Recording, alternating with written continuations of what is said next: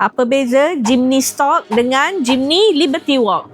Dah macam rap pula Aunty cakap. Sini Aunty compare. Of course lah, dah dekat depan, kita tunjuk yang depan dulu. Kalau tengok Liberty Walk ni, dia dah tukar grill, bumper dan tambah hood. Kalau awak tengok Jimny Stock, dia pakai grill, bumper, honeycomb dan tak ada extra hood. Satu lagi Liberty Walk ni, dia dah tukar lampu bawah dan tambah dekat atas. Untuk Jimny Stock, dia still pakai lampu bulat. Kalau awak tengok fender ni, dia memang kosong habis. Untuk Liberty Walk, dia pakai wide body style. Kalau awak tengok dekat atas ni, yang Liberty Walk ada deflector. Dan kalau awak tengok dekat sini, yang stock tak ada side stairs, yang Liberty Walk ada side stairs. Kalau awak tengok Jimny Liberty Walk ni, dia ada spoiler, roof rack dan tangga. Yang stock tak ada. Kalau awak tengok dekat bawah ni, dia ada lampu baru dengan mud flat. Kalau Jimny Stock ni, rim dia memang stock lah. Tapi kalau Liberty Walk, Aunty bagi rim Venom, bukan 4 tau, 5 dengan spare tire ni.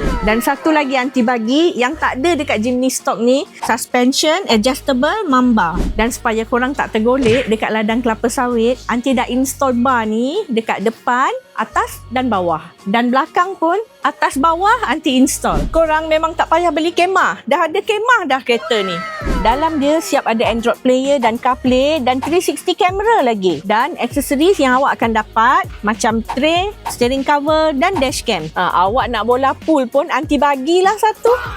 Dan of course lah, Aunty bagi tinted. Harga banyak beza ke? Yang stock dengan yang modi ni. Stock Jimny ni harga RM129,000 je. Yang Liberty Walk ni pula harga dia RM148,000 je. Beza dia RM19,000.